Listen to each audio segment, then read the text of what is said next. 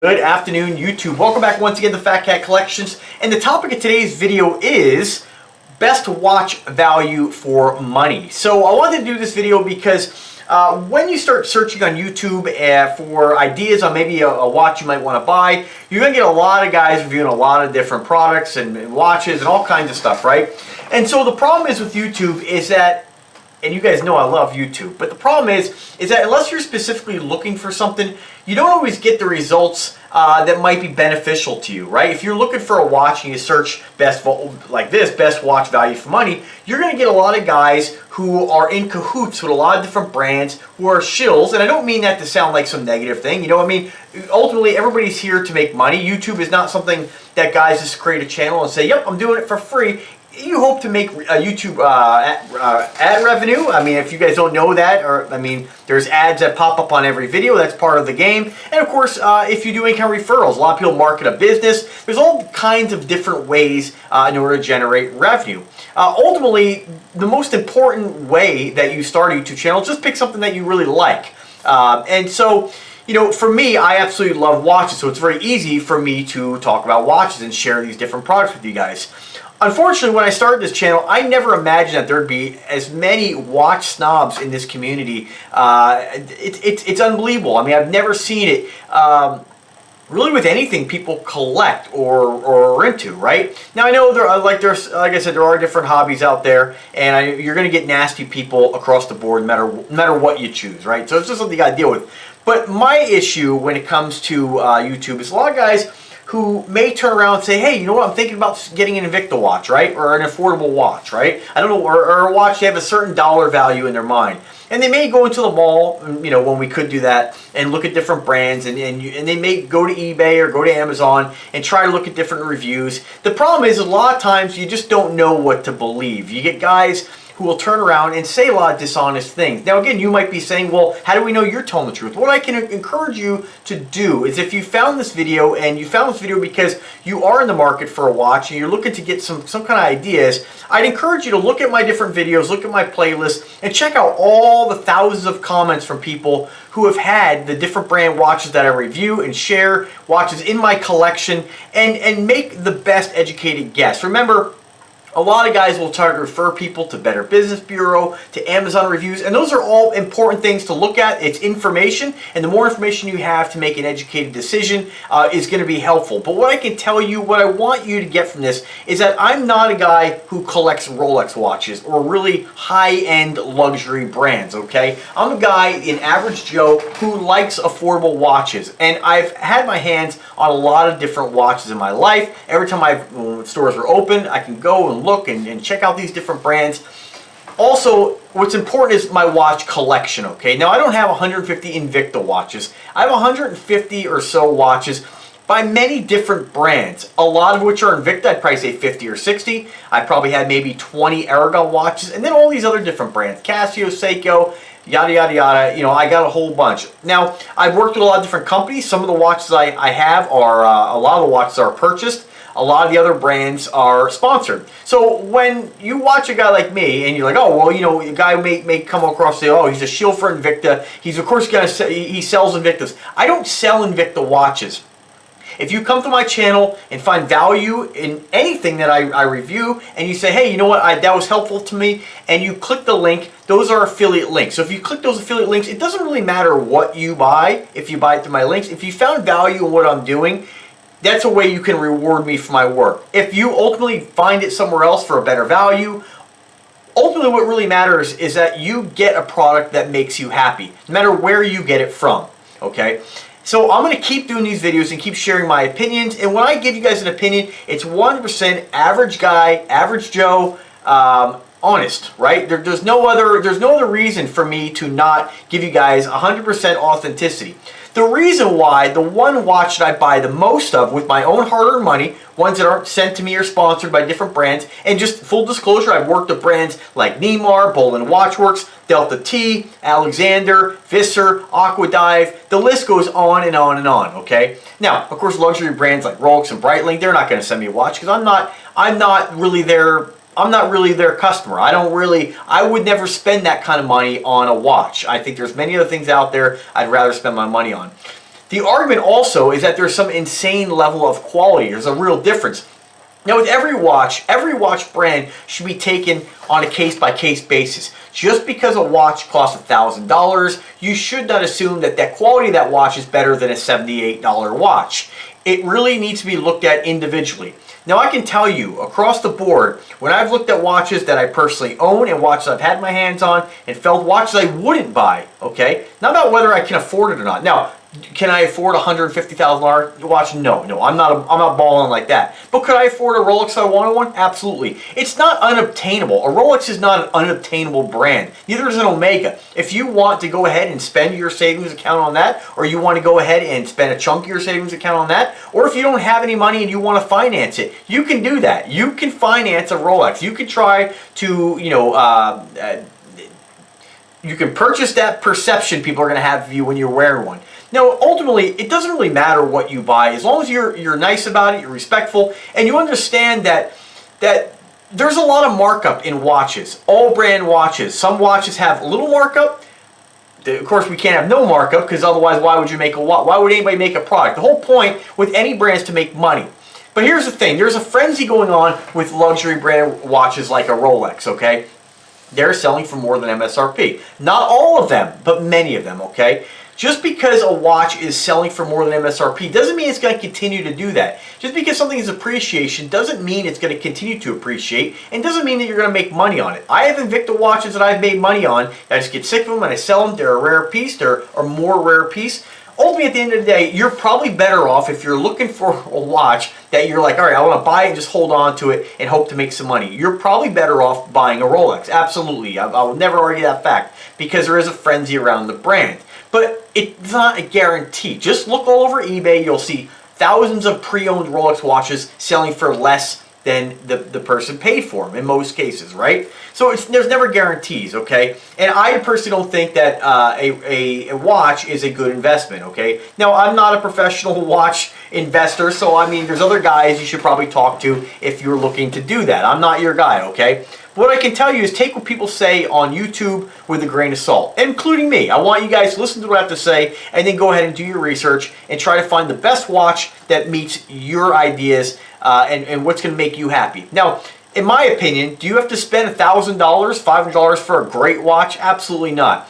Is there a difference between a Rolex watch and an Invicta and Aragon and Bulva? Yes, but those differences are so subtle. In my opinion, it's never going to be worth the money. When you watch other guys on YouTube, guys like It's Constipated, The Time Teller, who else? Not Just One More Watch. He's fantastic. You haven't checked him out. But there's many other brands out there, you know, or many other, or when I say brands, many other channels, right? And a lot of people, and there's nothing wrong with guys reviewing watches and saying, hey, you know what, I love this brand, I love this watch, it's fantastic, this is what I wear, this is what I like. But a lot of the guys don't do that. They basically review the things that they like, but also at the same time knock other brands and knock other people who are wearing those watches, who like those watches. But then they just paint the picture that they're really doing that because they're trying to help out the consumer. They don't want to see anybody get ripped off. They don't want to see, they try to label in brands like Invicta as doing deceptive marketing, deceptive advertising. And ultimately, at the end of the day, you only get deceived on anything you purchase if you're not a smart consumer, if you're not a smart shopper. Every brand's going to have their own technique, their own sales process for moving product, okay? What's important is that there's no excuse for anybody not to do a quick 3-second search on their cell phones. You know, you go around to restaurants nowadays, people are staring at their phone. Couples sitting there, updating their Facebook, taking pictures of their sandwiches. There's no excuse, okay? And so to make the statement that, oh, Invicta's deceiving people, is incorrect. Now, do I wish that Invicta would word their, I guess, their MSRP price a little different? I wish they would, absolutely. I agree with the fact that they just don't have to do that. These watches sell themselves. If you like Invicta, then you're probably going to have multiple Invictas. I feel like anybody who doesn't like Invicta really only doesn't like the brand because, one, they don't really like a lot of the big giant styles, and that's okay, but they really condemn the company and condemn every watch they make because they just frankly don't like the style. But they can't make it about that. They always have to rationalize, well, it's about quality. It's about what they're doing to consumers. And that's just a load of friggin' bullshit, okay? Just nonsense. The real reason is just they just don't like the brand and they just want to be nasty to other people. That's really what it comes down to. It really wouldn't matter if it was watches or coins or anything else they were collecting, these people would conduct themselves in the same type of behavior. So again, getting back to the title of the video, best watch value for money. Be very careful when you're watching channels talk about how this quality you're going to get with more expensive watches is just untouchable. It's just that you're just not going to get that with a less expensive watch. Now, there are brands out there that are absolutely, in my opinion, a ripoff, completely ripoff, where you will never get your money back if you're worried about that. If you're like, all right, well, I want to buy this watch, won't wear it a few years, but I want to make sure I can still sell it one day. There are brands out there that you'll pay $2,000 for and you will never come close to getting your money back, because those brands are super heavily marked up in the first place. And ultimately, if you pay that for a watch, then you probably did get kind of ripped off. If you pay MSRP on a lot of the Invicta watches, you absolutely got ripped off. I hope that if you're watching this that you never have paid for that.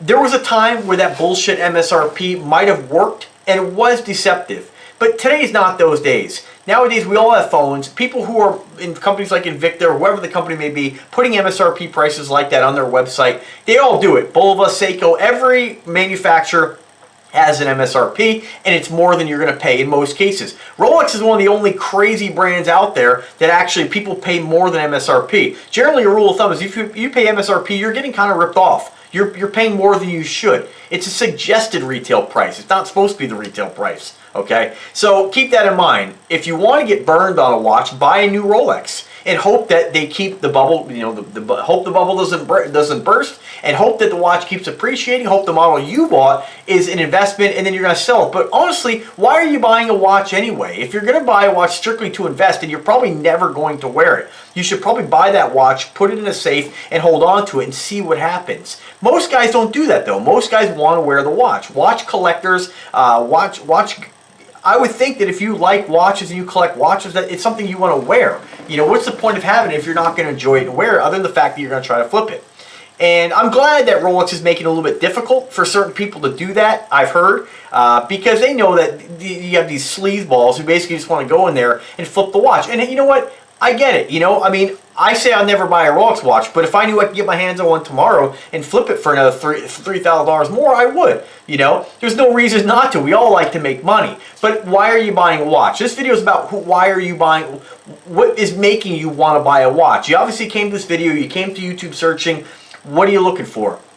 Now, if you're looking for a brand of a watch that's going to get recognition and people are going to automatically have, a lot of people will have a perception of you that you have money, that you've spent a lot of money, that you're some kind of sophisticated guy with this level of taste that nobody else has, then you should buy a Rolex watch. If you want a watch that's extremely just as nice, just as durable, if not better, then you buy an Omega or a Grand Seiko, okay? But all those watches, those brands, you don't have to spend that to get a kick-ass watch. If you want the most accurate watch, and when I say this to people, they're like, what, really?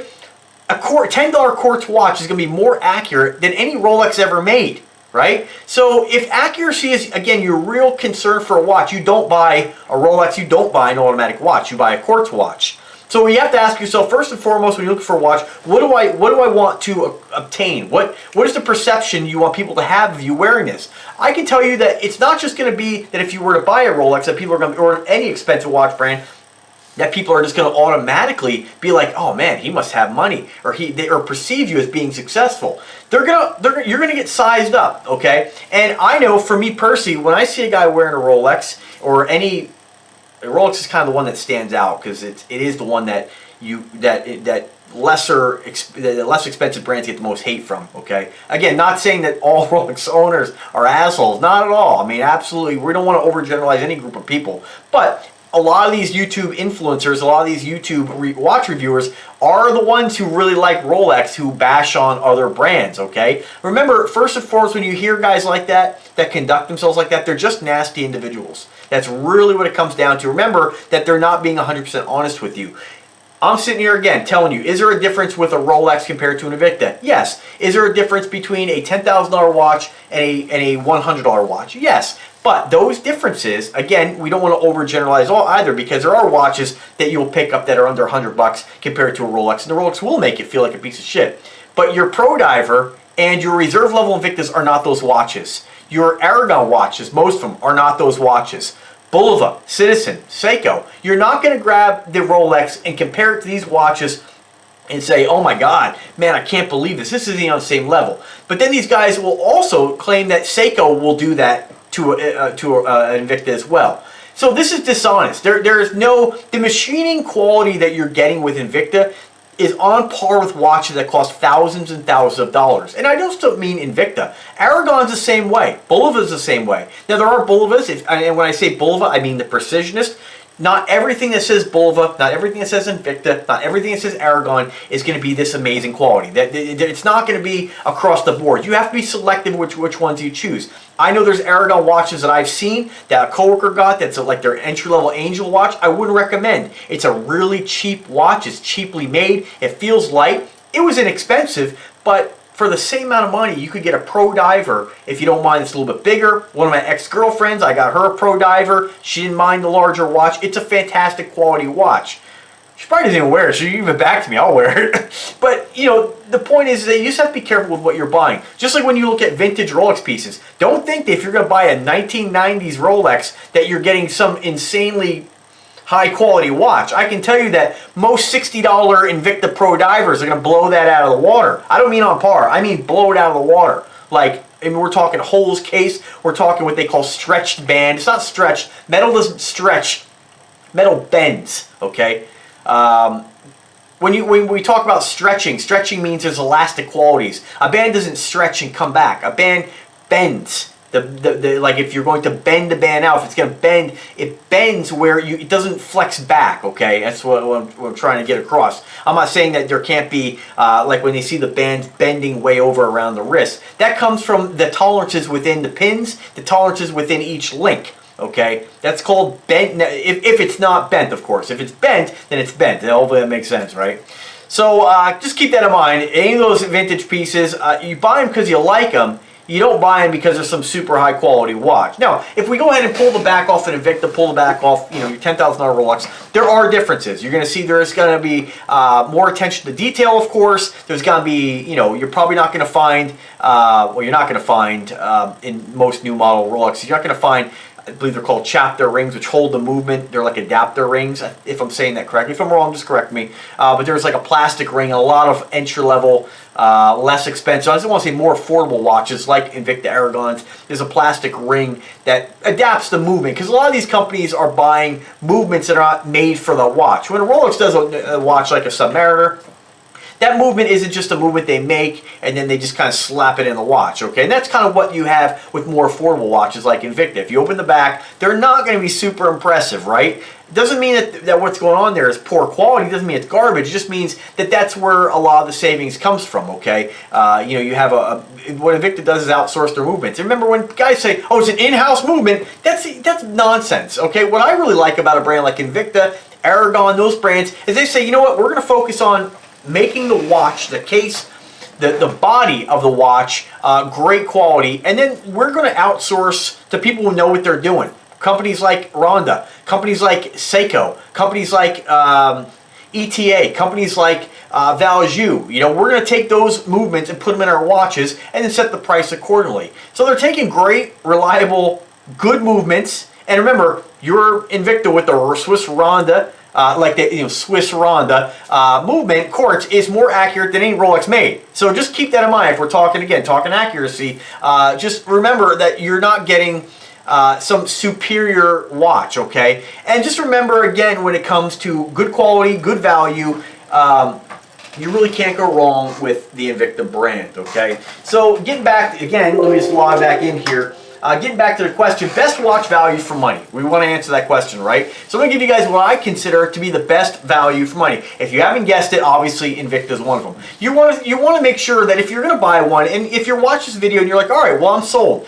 Before you buy, just go ahead and drop me a comment, drop me an email. I'm always here to help you guys. Let me see what you're looking at, and I'll give you guys my best judgment on where that quality lands within the brands. Again, some of the entry-level Aragon watches, every company, with the exception of Rolex and the luxury brands, most companies make a really entry-level watch. They know there's a market. Some guys don't want to spend more than 50 bucks for a watch. They're going to make that market. You have guys who want to spend, all right, I don't want to spend more than 300. There's tiers within watches and with anything where people just, it's not worth it for them to spend more, okay? For me, I like to keep it under $300 for any watch. I have watches, again, that are more expensive. They're sponsorship arrangements, but not many that I've purchased because I just know what you get for your money. I know that me spending $1,000 for watch X, I know that getting that watch, I know that I'm getting burned. I know that I'm paying more for markup because I know that the manufacturing of that watch isn't going to be game changing when I compare it to anything else out there. Now there are other things that influence money or dictate money. You know, what's it made out of? Is it precious metal? Of course you're going to pay more for a watch that's made of precious materials. Are there precious stones? You're going to pay more for that stuff. But at least those are items that are real tangible differences. You know, if it has diamonds, we know what diamonds cost, you know. I know there's different levels of the quality of diamonds. Gold, we know what gold costs. So all these things affect the price. But when we're looking at stainless steel, most watches of good quality, if you get a watch made of 316 stainless steel, you're getting a quality of steel that's on par with watches that cost $10,000. Rolex, I know they want it, oh, we got used 904. Remember, 904 isn't harder. It doesn't polish better. It's not more resistant to scratching. There's no difference in 904. The only difference is its corrosion resistance to acidity. Acidics, that's it. That's the only difference. So, like I always joke, unless you're going to be a mermaid and live in the bottom of the ocean, it's meaningless. A lot of the differences you see with luxury brands, they're on paper differences. They're things that you can't see and things that you can't feel. But ultimately, again, buy what ultimately makes you happy. So, getting back again to the question, best watch value for money, by far, in my opinion, is Invicta. I think a real close second to that, or on par, depending on the prices, is Aragon. I think that the Bullet Precisionist is one of the most accurate watches produced, and the quality, again, on par with these other brands, you can get for about $280. Now, these styles may not be your thing if you don't like the big watches, the more masculine, and I don't want to say masculine, I shouldn't say masculine, the more just aggressive, bold timepieces, because there's masculine dudes wearing little tiny watches too. So, you know, I always want to be very careful with overgeneralizing when it comes to people, because there's good and bad with everybody. Everybody comes in different shapes and sizes and colors, and it doesn't dictate. We can't we have to take each watch, each person, you know, on a case-by-case basis, right? But again, getting back to the value with the brands that I have and the different watches I've seen, Seiko, yeah, Seiko's a great watch too. But keep in mind with the Seiko, you're going to pay 3 times what you're going to pay for an Invicta. You're not getting 3 times the quality on par, okay? You're not getting a huge difference in quality, if any, okay? A lot of guys have reviewed these watches side by side and said, yep, the Invicta is better than my Seiko. You know, look at my comments, look at the people who get on the live chats. These live chats I'm doing have been fantastic with letting people who, you know, get on there. It doesn't matter who you are. If you're respectful, if you have a Rolex and you have an Invicta, or you have a Rolex, or you have whatever brands you have, and you really have a difference and you want to tell us about it, you're more than welcome to come to the chat, as long as you're not trying to insult other people or put other brands down. If you're cool, we're cool. And that's what it comes down to. Other brands I think are fantastic. Delta T is a great brand, but you pay a lot more for Delta T. Some of the Delta T watches, you're going to pay about $600 for them, you know, or more. Fantastic watch, on par with Invicta, okay? And remember, guys, if you take one thing from the video, there's a lot of markup in every brand watch. And just because it's more doesn't make it better, okay? Doesn't mean you're going to feel this incredible difference with the watch. And I'm being honest with you when I tell you, if you grab a $10,000 Rolex Submariner, you compare it to an $80 Pro Diver, in some cases $68 Pro Diver, any reserve level Invicta, any of the Aragon watches we're talking about, your Bullet Precisionist, if you compare these watches side by side, you are going to be hard pressed to tell any difference in quality at all, okay? If somebody comes at you with a jeweler's loupe and a list of these different differences and points them out, you might be able to see a difference, maybe. But other than that, you're just not. Real world, real life meaning, real life differences, they just don't have it. They just don't have it. It's like put it into perspective like this, right? If you have a brand new car, right? I always like to use the car analogy. You have a brand new car. every option known to man, right? And it's a little bit different watches because like the watches don't really have any other over-the-top features, right? It's not like, you know, this one has power windows, this one doesn't. You know, most cars nowadays do. But it's like comparing those two cars. Some guys will use the argument that if you go sitting inside of a brand new Mercedes-Benz and then you sit inside of a brand new Kia, that you're going to have this night and day difference. Absolutely bullshit. Completely false. There may be differences cosmetically. You may like the looks of one car different, and maybe you'll feel the leather, and maybe, like when I feel the Jaguar leather, right? My Jag leather compared to my Honda. When I feel the difference, you know, the Jag leather doesn't really feel any different. What's obvious to me with this particular situation is my Honda Accord leather, you know, has worn a little more. But we look at a car that's only 3 years newer, the leather's in great condition. So is it possible that maybe the Jaguar leather is a little bit better? Possibly. But we start looking at other cars I've seen other cars like Mercedes and Jaguars that have bad leather. So was it just really well taken care of, you know? Remember, you're not going to get in one. It's not like comparing. The argument they always have is like you're going to get into that Mercedes and then you're going to get inside of an old 86 Honda with cloth interior and things falling apart, and that's going to be the difference. And that's completely false. A real accurate again, way to measure the quality differences. You're getting inside that brand new Mercedes-Benz, and then you're getting inside the brand new Mercedes-Benz C-Class or CLA class, the entry-level Mercedes, and then you got the high-end S-Class. Either one of those cars, you get into them, you may like the S-Class more. You may appreciate the performance, all these different features with the car, but when you're sitting in it, you're not going to feel like the inexpensive Mercedes is inferior. You're not going to feel like it's a piece of shit. You're going to feel like, all right, this is a different car. It just looks different. You're not going to really see any differences until you start the engine, you know. I mean, yeah, we're looking at that $68 Pro Diver with that Seiko NH35 movement, that brand new Rolex watch. Yeah, that Rolex watch is most likely more, if everything's working correctly, is more accurate than that automatic. If we're comparing what I don't consider apple to oranges, I consider apple to apples. They're both automatic watches. Yeah, that Rolex watch is going to be more accurate, right? If everything's working correctly, right? There's your differences. You know, that Mercedes-Benz is going to be a lot faster. You know, that big V8 engine, a turbo, bi-turbo, whatever the engine may have. It's going to be faster, right? Just, I hope you guys kind of understand what I'm saying. They're huge market watches, and you don't have to spend a lot to get a great watch. And for anybody who tells you that Invicta is a piece of shit, or Aragon's a piece of shit, or Bulva sucks, or anything like that is just a fucking liar. So anyway, guys, thanks for watching the video. I hope I've answered some questions. If you guys have any questions for me, don't hesitate to ask.